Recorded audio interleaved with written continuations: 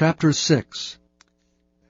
And the sons of the prophets said unto Elisha, Behold now, the place where we dwell with thee is too strait for us.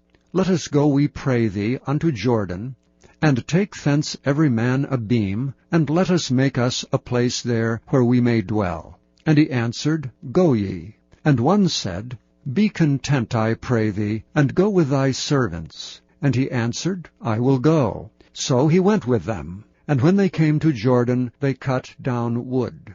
But as one was felling a beam, the axe head fell into the water, and he cried and said, Alas, master, for it was borrowed. And the man of God said, Where fell it? And he showed him the place. And he cut down a stick, and cast it in thither, and the iron did swim. Therefore said he, Take it up to thee. And he put out his hand, and took it. Then the king of Syria warred against Israel, and took counsel with his servants, saying, In such and such a place shall be my camp. And the man of God sent unto the king of Israel, saying, Beware that thou pass not such a place, for thither the Syrians are come down. And the king of Israel sent to the place which the man of God told him, and warned him of, and saved himself there not once or twice. Therefore the heart of the king of Syria was sore troubled for this thing. And he called his servants, and said unto them, Will ye not show me which of us is for the king of Israel? And one of his servants said, None, my lord, O king. But Elisha the prophet that is in Israel telleth the king of Israel the words that thou speakest in thy bedchamber. And he said, Go and spy where he is, that I may send and fetch him. And it was told him, saying, Behold, he is in Dothan. Therefore sent he thither horses and chariots and a great host, and they came by night and compassed the city about. And when the servant of the man of God was risen early and gone forth, behold, an host compassed the city both with horses and chariots. And his servant said unto him, Alas, my master, how shall we do? And he answered, Fear not, for they that be with us are more than they that be with them. And Elisha prayed and said, Lord, I pray thee, open his eyes that he may see.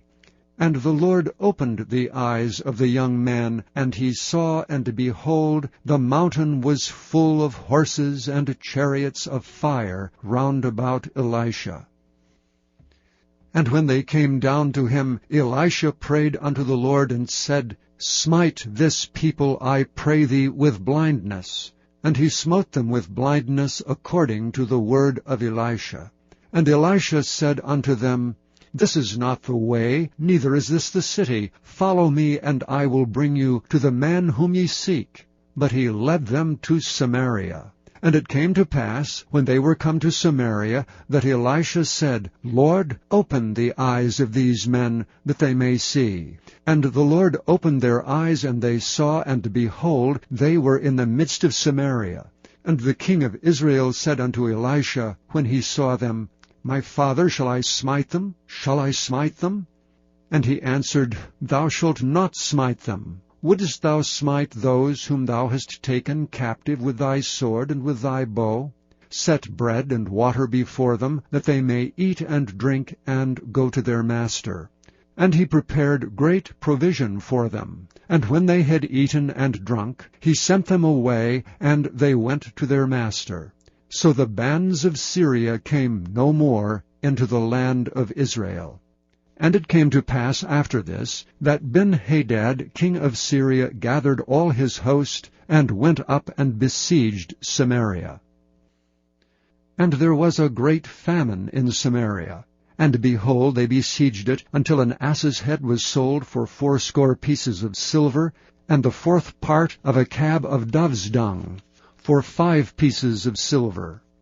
And as the king of Israel was passing by upon the wall, there cried a woman unto him, saying, Help, my lord, O king.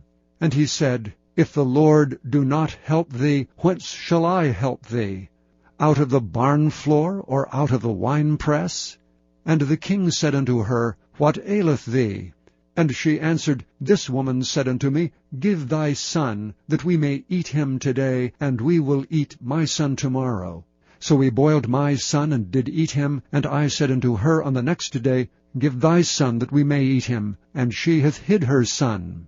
And it came to pass, when the king heard the words of the woman, that he rent his clothes, and he passed by upon the wall. And the people looked, and behold, he had sackcloth within upon his flesh.